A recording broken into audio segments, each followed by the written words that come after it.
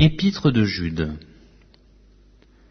Jude, serviteur de Jésus-Christ et frère de Jacques, à ceux qui ont été appelés, qui sont aimés en Dieu le Père et gardés pour Jésus-Christ.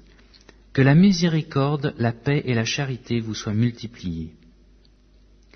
Bien-aimés, comme je désirais vivement vous écrire au sujet de notre salut commun, je me suis senti obligé de le faire afin de vous exhorter à combattre pour la foi qui a été transmise aux saints une fois pour toutes, car il s'est glissé parmi vous certains hommes, dont la condamnation est écrite depuis longtemps, des impies qui changent la grâce de notre Dieu en dissolution et qui renient Dieu le seul souverain et notre Seigneur Jésus-Christ.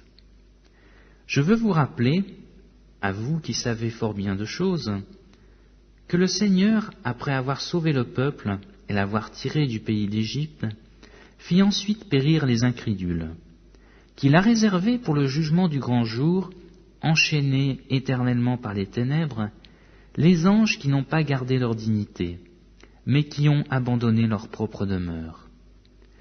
Que Sodome et Gomorrhe et les villes voisines qui se livrèrent comme eux à l'impudicité et à des vices contre nature sont donnés en exemple, subissant la peine d'un feu éternel.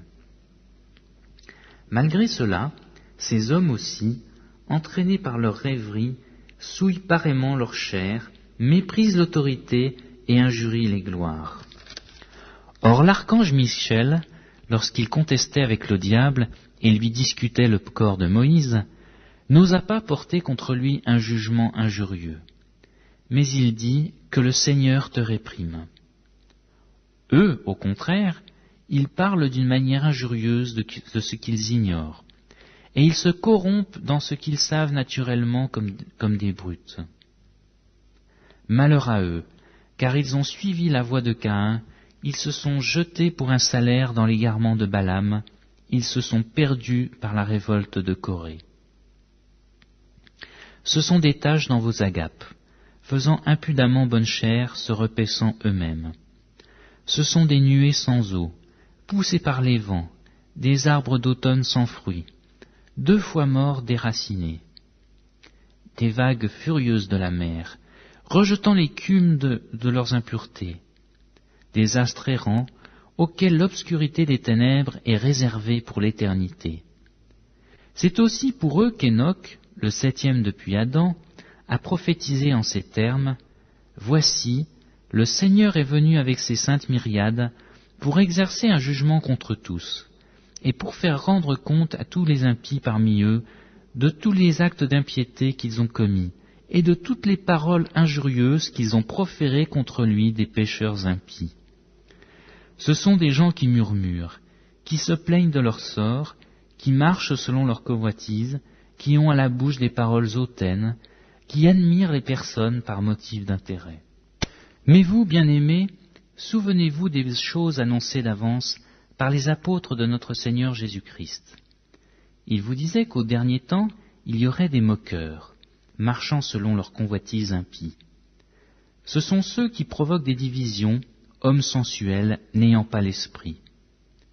Pour vous, bien-aimés, vous édifiant vous-même sur votre très sainte foi, et priant par le Saint-Esprit, maintenez-vous dans l'amour de Dieu, en attendant la miséricorde de notre Seigneur Jésus-Christ pour la vie éternelle. Reprenez les uns, ceux qui contestent. Sauvez-en d'autres en les arrachant au haut du feu. Et pour d'autres encore, ayez une pitié mêlée de crainte, haïssant jusqu'à la tunique souillée par la chair.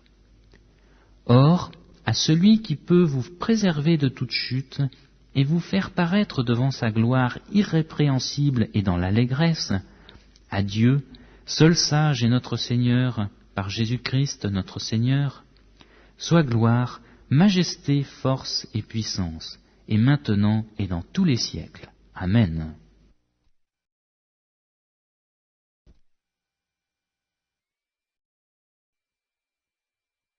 Troisième épître de Jean. L'Ancien, à Gaius, le bien-aimé, que j'aime dans la vérité. Bien-aimé, je souhaite que tu prospères à tous égards et sois en bonne santé, comme prospère l'état de ton âme. J'ai été fort réjoui lorsque des frères sont arrivés et ont rendu témoignage de la vérité qui est en toi, de la manière dont tu marches dans la vérité. Je n'ai pas de plus grande joie que d'apprendre que mes enfants marchent dans la vérité. Bien-aimé, tu as agi fidèlement dans ce que tu fais pour les frères, et même pour des frères étrangers, lesquels ont rendu témoignage de ta charité en présence de l'Église. Tu feras bien de pourvoir à leur voyage d'une manière digne de Dieu, car c'est pour le nom de Jésus-Christ qu'ils sont partis, sans rien recevoir des païens. Nous devons donc accueillir de tels hommes, afin d'être ouvriers avec eux pour la vérité. J'ai écrit quelques mots à l'Église, mais Diotrephe, qui aime à être le premier parmi eux, ne nous reçoit point. C'est pourquoi, si j'y vais, je rappellerai les actes qu'il commet, en tenant contre nous des méchants propos. Non content de cela, il ne reçoit pas les frères, et ceux qui voudraient le faire, il les empêche, et il les chasse de l'Église. Bien-aimé, n'imite pas le mal, mais le bien. Celui qui fait le bien est de Dieu, celui qui fait le mal n'a point vu Dieu. Tous, et la vérité elle-même, rendent un bon témoignage à Démétrius. Nous aussi, nous lui rendons témoignage, et tu sais que notre témoignage est vrai. J'aurais beaucoup de choses à t'écrire, mais je ne peux pas le faire avec l'encre et la plume. J'espère te voir bientôt, et nous parlerons bouche à bouche. Que la paix soit avec toi. Les amis te saluent. Salue les amis, chacun en particulier.